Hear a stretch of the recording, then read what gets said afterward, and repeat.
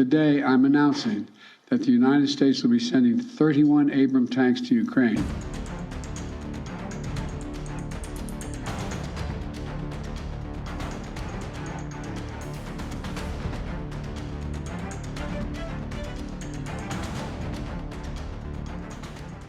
Battle of Ukraine. Russia Ukraine போரில் ஜெர்மனியுடைய leopard அப்படிங்கிற டேங்க் தான் பேசு பொருளாக மாறிச்சு. ஒரு கட்டத்தில் ஜெர்மனி என்னால் என் லெப்பர்டு டேங்க் கொடுக்க முடியாது, 2024 வரை என்கிட்ட ஸ்டாக் இல்லைன்னு சொல்லிட்டு இருந்தாங்க. ஜெர்மனிக்கு ப்ரெஷர். போலந்து ஒரு கட்டத்தில் சொல்கிறாங்க, ஜெர்மனி நீ எனக்கு கொடுத்த லெப்பர்டு டேங்க் என்கிட்ட இருக்குது, அதை நான் உக்ரைனுக்கு கொடுக்குறேன்னு சொல்கிறாங்க. ஸோ இப்படியும் ஜெர்மனிக்கான ப்ரெஷர் அதிகரிக்குது. ஒரு கட்டத்தில் ஓகேப்பா வேறு வழியே இல்லை, நம்ம லெப்பர்டு டேங்க் யாருக்கு கொடுத்துடலாம், உக்ரைனுக்கு கொடுத்தலாம் அப்படிங்கிற முடிவுக்கு ஜெர்மனி வராங்க. இந்த பீரங்கிகள் கொடுப்பதில் ஏன் உலக நாடுகள் தயக்கம் தெரிவிக்கிறாங்க?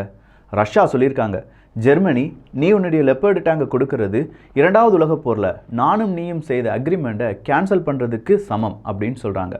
அடுத்ததாக அமெரிக்காட்ட சொல்லியிருக்காங்க, ஆப்ராம் டேங்க் அப்படிங்கிறது எல்லாத்தையுமே நாங்கள் உக்ரைனுக்குள்ளே வச்சு கொளுத்திடுவோம், இது கண்டிப்பாக வாரினுடைய எஸ்கலேஷனாக இருக்க போகுது அப்படிங்கிற ஒரு அறிவிப்பையும் ரஷ்யா கொடுத்துருக்காங்க.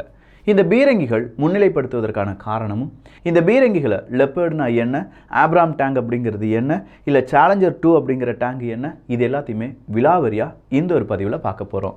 அன்பு தமிழஞ்சங்களுக்கு தமிழ் பொக்கிஷத்தின் வணக்கங்கள்.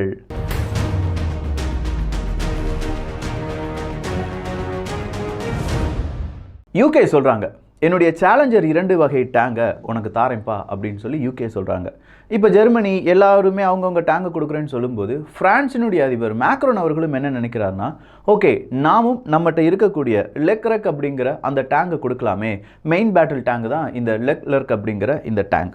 ஸோ இந்த டேங்க் எல்லாமே இப்போ உக்ரைனுக்கு ஏன் தேவை அப்படிங்கிற கேள்விக்கு பதில், இந்த வின்டர் முடிஞ்ச உடனே கண்டிப்பாக இந்த பேட்டிலில் இழந்த பகுதிகளை மீட்டெடுப்பதற்கான அந்த ஒரு படலம் தான். உக்ரைன் நினைப்பாங்க, நாம் நிறைய பகுதிகள் 4 பகுதியில் ரஷ்யாட்ட இழந்துட்டோம், அந்த பகுதிகள் எல்லாமே திரும்ப எடுக்கணும். அப்படி திரும்ப எடுப்பதற்கு கிரவுண்ட் ஃபோர்ஸ் அப்படிங்கிறது ரொம்ப ஸ்ட்ராங்காக இருக்கணும். கிரவுண்ட் ஃபோர்ஸை ரொம்ப ஸ்ட்ராங்காக மாற்றுவது டேங்குகள் தான். இந்த டேங்குகள் தான் எதிரிகளை அழிப்பதற்கும், எதிரிகள் நிறைய பெரிய பேரிகேட் எல்லாமே வச்சுருப்பாங்க, அதெல்லாமே தவிடுபடி ஆக்குவதற்கும் மிக முக்கியமான ஒரு வெப்பன் அப்படின்னு சொல்லலாம். இதே டேங்குகள் தான் எதிரி நாட்டவர்களுடைய டேங்கையும் அழித்து அங்கே இருக்கக்கூடிய பில்டிங்ஸ் எல்லாமே கொலாப்ஸ் பண்ணி அதுக்கு நடுவில் ஒரு வழியை ஏற்படுத்தி இந்த லேண்ட் கிராபிங் அப்படிங்கிற இடத்தை பிடித்தெடுத்தல் அதில் முக்கியமான பங்கு வைக்கக்கூடிய ஒரு வெப்பன். ஸோ இந்த டேங்குகள் இல்லாமல் ஒரு படையால் கிரவுண்டை சீக்கிரமாக எடுக்க முடியாது அப்படின்னு சொல்லி பார்த்தோம். இந்த டேங்குகள் அப்படிங்கிறதே குட்டி டேங்க் அப்படின்னு சொல்லி லைட் வெயிட் டேங்க் அப்படின்னு சொல்கிற ஒரு வகை பிறந்தது. அதன் பிறகு தான் மெயின் பேட்டில் டேங்க் அப்படின்னு சொல்லி தனியாக இதுக்கு ஒரு கேட்டகரியை உருவாக தொடங்கியது அப்படின்னு சொல்லலாம். இப்போது லைட் வெயிட் டேங்க் அப்படிங்கிறது சீக்கிரமாக ஒரு இடத்துக்கு போகணும், சின்ன தூரமாக தாக்குனா போதும், இல்லை இலகுவான மிசைல்ஸ் வச்சு அதை அடித்தா போதும் அப்படின்னு சொல்கிறதுக்காக தான் லைட் வெயிட் டேங்க்ஸ் அப்படிங்கிறதெல்லாம் உருவாக்குறாங்க. நிறைய யுத்தம் அப்படிங்கிறது சமதளத்தில் மட்டும் நடக்காது, மலைக்குன்றுகள் எல்லாமே நடக்கும். உதாரணத்துக்கு இந்தியா மற்றும் சீனாவினுடைய எல்லை, இந்தியா பாகிஸ்தான் எல்லை, இது எல்லாமே மலைக்குன்றுகள் தான். ஸோ இந்த இடத்துல ஒரு டேங்கினுடைய எடை 50 டன் 60 டன் அப்படின்னு சொல்லும்போது அதை மேலே கொண்டு போகிறதே ஒரு பெரிய சிரமம் தான். அதுக்காகத்தான் லைட் டேங்க்ஸ் அப்படிங்கிறதெல்லாம் உருவாக்கப்படுது. இந்த மெயின் பேட்டில் டேங்க் அப்படின்னு சொல்கிறது தான் இப்போதைக்கு உக்ரைனுக்கு தேவை. அதுக்கான காரணத்தை நம்ம தெரிஞ்சுக்கிட்டோம். ஸோ லெப்பர்ட் அப்படிங்கிற ஜெர்மனியுடைய டேங்க் பல நாடுகளுக்கு கொடுக்கப்பட்டிருக்கிறது. சொல்லப்போனால் இந்த லெப்பர்ட் அப்படிங்கிறது 19 நாடுகளில் இருக்குது. ஜெர்மனியே கொடுத்துருக்காங்க, மேனுஃபேக்சர் பண்ணி கொடுத்துருக்காங்க. 19 நாடுகள்லையும் ஒட்டுமொத்தமாக சேர்க்க போனால் ஒரு 3250 டேங்குகள் அப்படிங்கிறது பல இடங்களிலும் இருக்குது அப்படின்னு சொல்லியிருக்காங்க. அதில் சில டேங்கு தான் யாருக்கும் கொடுத்துருக்காங்க, போலந்துக்கும் கொடுத்துருக்காங்க. அந்த டேங்கை தான் போலந்து யாருக்கு கொடுக்க போகிறேன்னு சொல்லியிருக்காங்க, உக்ரைனுக்கு கொடுக்க போகிறேன்னு சொன்னாங்க. சரிப்பா நான் 14 லெப்பர்ட் அப்படிங்கிற டேங்க் உனக்கு தாரேன்னு சொல்லி ஜெர்மனி சொல்லியிருக்காங்கல்ல. ஒரு லெப்பர்ட் அப்படிங்கிற டேங்கினுடைய ப்ரைஸ் என்ன தெரியுமா? கிட்டத்தட்ட 89 கோடி ரூபாய். இந்த லெப்பர்ட் 2 அப்படிங்கிற டேங்கில் ஃபயர் பவர், ப்ரொடெக்ஷன், ஸ்பீடு, நல்ல ஸ்பீடாகவும் இருக்கும். அதே நேரத்தில் மேனுவரபிலிட்டி அப்படின்னு ஒன்று இருக்குது. இந்த மேனுவரபிலிட்டி அப்படிங்கிறது தான் டேங்கில் மிக முக்கியமான ஒரு விஷயம். 55 டன் எடை இருக்கக்கூடியது தான் லெப்பர்ட் 2 அப்படிங்கிற டேங்க். இந்த 55 டன் எடை இருக்கக்கூடிய இந்த டேங்க் திடீர்னு பார்த்தா வேறொரு மிசைல் இந்த டேங்க் மேலே வந்து விழப்போகுது. ATGM அப்படின்னு சொல்லுவோம், ஆன்டி டேங்க் கைடட் மிசைல்ஸ் அப்படிங்கிறது தான். ஸோ இந்த ATGM வந்து விழப்போகுது அப்படிங்கிறது இந்த டேங்கில் இருக்கக்கூடிய அதிநவீன ரேடார் கருவிகளில் நமக்கு தெரியும்.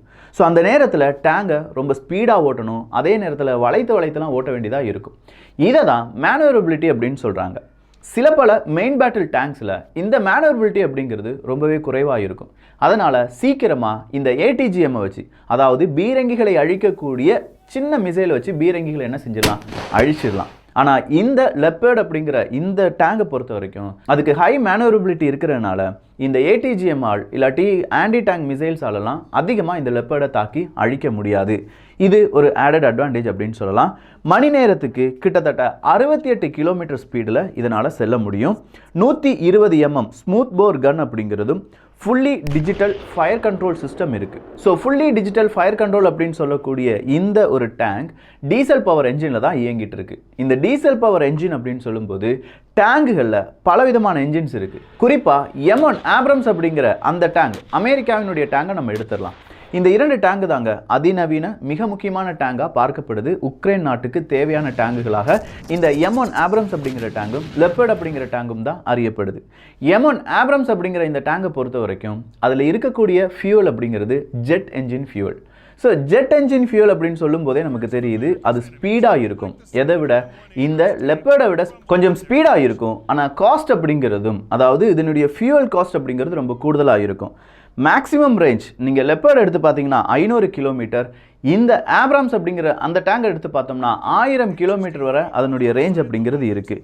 க்ரூ மெம்பர்ஸ் அப்படின்னு சொல்லும்போது லெப்பர்ட்லேயும் 4 பேர் தான், இந்த M1 ஆப்ரம்ஸ் அப்படின்னு சொல்கிறதுலையும் 4 நபர்கள் தான். இதில் குறிப்பாக அடுத்ததாக பார்க்க வேண்டியதான் ஆர்மமெண்ட்ஸ். இதில் குறிப்பாக இந்த பீரங்கிகள் அப்படின்னு சொல்லும்போது பீரங்கிகளுக்கான அந்த ஆர்மமெண்ட்ஸ் அப்படின்னு சொல்லி பார்க்கும்போது இதில் இருக்கிறது, அதாவது லெப்பர்டில் இருக்கிறது 120 mm L55 smooth bore gun அப்படிங்கிறதும், அதே நேரத்தில் இங்கே ஆப்ராமில் இருக்கிறது 120 mm ஸ்மூத் போர் கெனான் அப்படிங்கிறதும் தான். கொயாக்சியல் 7.62 mm மெஷின் கன் அப்படிங்கிறது இருக்குது. இதே மெஷின் கன் எங்கேயும் இருக்குது. 12.7 mm மெஷின் கன் அப்படிங்கிறது ஆப்ராமில் இருக்குது. ஸோ ஆப்ராமில் இந்த மெஷின் கன்னை பொறுத்த வரைக்கும் அட்வான்டேஜ் யாருக்கு தான் கூடுதல், இந்த ஆப்ராம் அப்படிங்கிற அந்த டேங்குக்கு தான் கூடுதல். இது இல்லாமல் ஒரு 7.62 mm ஆன்டி ஏர்கிராஃப்ட் மெஷின் கன்னும் எங்கே இருக்குது, லெப்பர்டில் இருக்குது. இதே மாதிரி 7.62 mm மெஷின் கன் அப்படிங்கிறது M240 அப்படிங்கிற மெஷின் கன் இதே M1 ஆப்ராம் அப்படிங்கிறதுலையும் இருக்குது. M1 ஆப்ரகாம் அப்படிங்கிற இந்த டேங்கினுடைய விலை என்னவா இருக்கும் அப்படின்னு கேட்டிங்கன்னா தோராயமாக ஒரு 80 கோடி ரூபாய் இருக்கும். நான் சொல்கிற இந்த விஷயங்கள் எல்லாமே ஒரு டேங்கினுடைய விலை.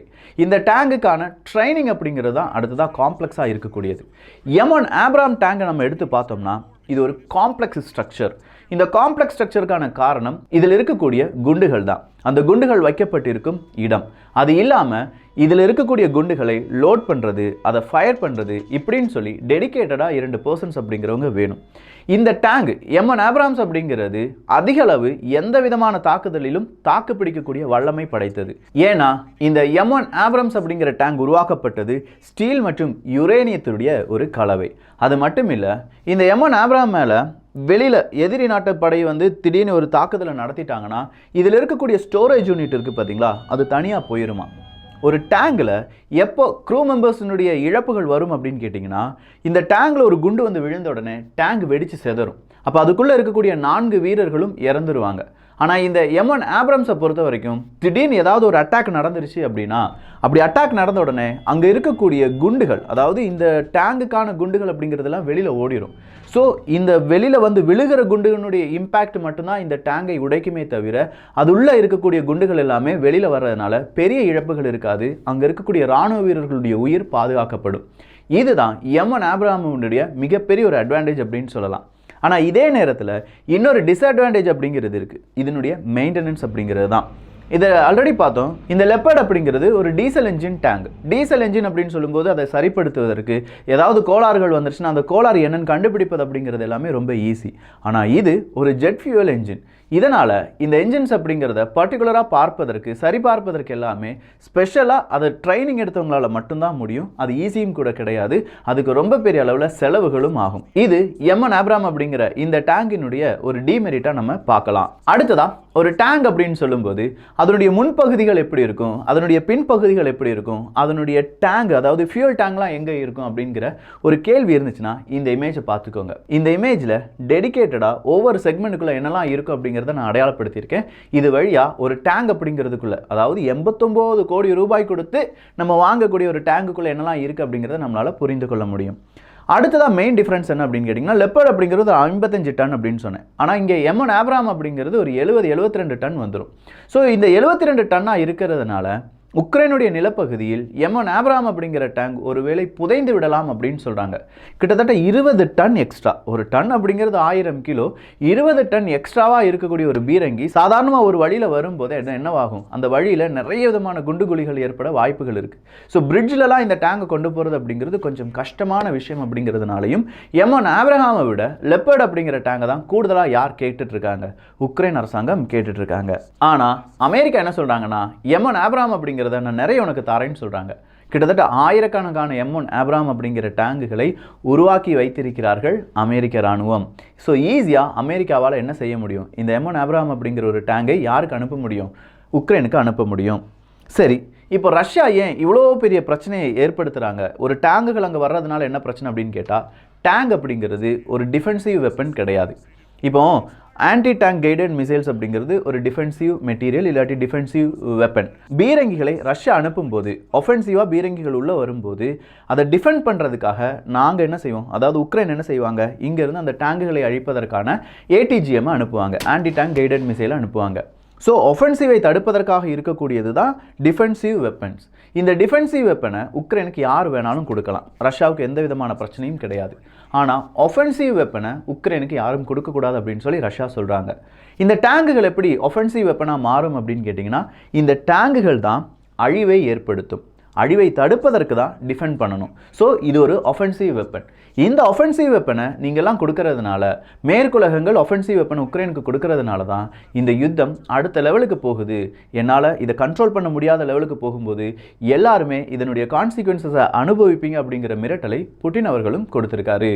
அடுத்ததா லெக்லர்க் அப்படிங்கிற மெயின் பேட்டில் டேங்க் தான். இது பிரான்சினுடையது அப்படின்னு சொன்னாலும் இதனுடைய வெயிட் அப்படிங்கிறது கிட்டத்தட்ட ஒரு 63 டன் இருக்குங்க. நம்ம M1 ஆப்ராமில் என்ன மாதிரியான மெஷின் கன்ஸ்லாம் இருந்ததோ அதே மாதிரியான மெஷின் கன்ஸ் எல்லாம் எதுலேயும் இருக்குது, இந்த லெக்லர்க் அப்படிங்கிறதுல இருக்குது. ஆனால் M1 ஆப்ரஹாமை விட இது கூடுதலான விலை, ஒரு 100 கோடிக்கு மேலே போகும்னு வச்சுக்கோங்களேன். இப்படிப்பட்ட டேங்கை யாருக்கு கொடுக்க போகிறாங்களாம், இதே உக்ரைனுக்கு கொடுக்க போகிறாங்க. ஆனால் லெக்லர்க் அப்படிங்கிறது எல்லாமே ஒரு கட்டத்தில் தோல்வி அடைந்த பீரங்கிகளுடைய லிஸ்ட்டில் வந்துடுது. இல்லை லெப்பர்ட் அளவுக்கு சக்ஸஸ் ரேஷியோ அப்படிங்கிறது லெக்லர்க்கிட்ட இல்லை. சரிப்பா, இவ்வளோ சொல்லிட்டியே, சேலஞ்ச் 2 அப்படிங்கிறது உக்ரைனுக்கு போக போகுது, லெக்லர்க் அப்படிங்கிறது உக்ரைனுக்குள்ளே போக போகுது, அடுத்ததாக லெப்பர்டு போக போகுது, M1 ஆப்ராம் போக போகுது. ரஷ்யாட்ட என்ன தான் இருக்குது, T90 இருக்குது. T90 அப்படிங்கிறது ரஷ்யாவினுடைய ஆஸ்தான ஒரு பீரங்கி. இதில் நிறைய வேரியேண்ட் அப்படிங்கிறதுலாம் இருக்குது. அது இல்லாமல் அர்மதா அப்படிங்கிற ஒரு பீரங்கியும் களமிறக்க போகிறார்கள் ரஷ்யா. இந்த அர்மதா அப்படிங்கிற பீரங்கியை பற்றி தமிழ் பொக்கிஷத்தில் ஆல்ரெடி ஒரு டீட்டெயில்டு காணொலி நம்ம பதிவு பண்ணியிருக்கோம். பார்க்காத நபர்கள், நீங்கள் ஏதாவது உங்களுக்கு டவுட் இருந்துச்சுன்னா அந்த டவுட் ப்ளஸ் தமிழ் பொக்கிஷம் அப்படின்னு சொல்லி யூடியூப்பில் சர்ச் பண்ணாலே நம்ம அதுக்கு தகுந்தது போல் என்ன வீடியோ போட்டிருக்கோமோ அது வந்துடும். உதாரணத்துக்கு அர்மதா அப்படின்னு சொல்லி, அர்மதா தமிழ் பொக்கிஷம் அப்படின்னு சொல்லி சர்ச் பண்ணும்போது உங்களுக்கு அந்த அர்மதாவினுடைய அந்த வீடியோ வரும். இப்போதைக்கு ரஷ்யா என்ன நினச்சிட்டு இருக்காங்கன்னா, இவங்க கொண்டு வரக்கூடிய இந்த டேங்கெல்லாம் பார்த்துட்டு அதுக்கு கவுண்டர் அட்டாக் கொடுக்குற மாதிரி புது வேரியண்டான இன்ஃபேண்ட்ரி வெஹிக்கிளையும் இந்த டேங்குகளையும் அவங்களுடைய படைபலத்தில் சேர்க்க விரும்புகிறாங்க. ஸோ இந்த டேங்குகள் இப்போது கொடுக்கிறோம் அப்படின்னு சொல்லி உக்ரைனுக்கு வாக்குறுதி கொடுத்துருக்காங்கல்ல, ஆனால் உடனடியாக இது எதுவுமே நடக்காது. ட்ரைனிங்க்கே 6லேருந்து 8 வாரங்கள் பிடிக்கும். மேனுஃபேக்சரிங் பண்ணுறதுக்கும் மேனுஃபேக்சரிங் லீட் டைம் இருக்குது, ப்ரொடக்ஷன் டைம் இருக்குது. இது எல்லாமே சேர்த்து வரும்போது ஒரு 3 மாதங்களாவது மினிமம் பிடிக்கும். இந்த 3 மாதங்களில் என்னென்ன அப்டேட் வரப்போகுது, ரஷ்யா எப்படி உக்ரைனை தாக்க போகிறாங்க, அதன் வழியாக என்ன நடக்க போகுது அப்படிங்கிறது எல்லாமே பொறுத்திருந்து பார்க்க வேண்டியது தான். ஸோ ஒரு 3 மாதங்களுக்கு பிறகு தான் டேங்குகள் இல்லாட்டி டேங்குகளுக்கான யுத்தம் அப்படிங்கிறது பெரிய அளவில் உக்ரைனில் நடக்க போகுது. அதுக்கு முன்னாடியே யார் யார் எப்படி டேங்குகளை கொடுக்க போகிறோம் அப்படிங்கிற அந்த அக்ரிமெண்ட்டில் மட்டும்தான் கையெழுத்து போட போகிறாங்க. ஸோ ஓவராலாக இந்த டேங்குகள்னால் என்ன, அது ஏன் இப்போ இம்பார்ட்டண்ட், எந்த மாதிரியான டேங்குகள் உக்ரைனுக்கு கிடைக்க போகுது, அதுக்கான கவுண்டர் அட்டாக்கை ரஷ்யா எப்படி யோசிச்சு வச்சுருக்காங்க, எல்லா டீட்டெயில்ஸும் உங்களுக்கு நான் சொல்லியிருக்கேன் நம்புகிறேன். இது உங்களுக்கு பிடித்திருந்தது அப்படின்னா கண்டிப்பாக நீங்கள் என்ன செஞ்சிடலாம், ஒரு லைக் பண்ணிடலாம். உங்களுடைய கருத்துக்களையும் கீழே கமெண்ட்ஸாக சொல்லிடலாமே. நல்லதை பகிர்ந்து நல்ல சமுதாயத்தை உருவாக்குவோம். நன்றி, வணக்கம்.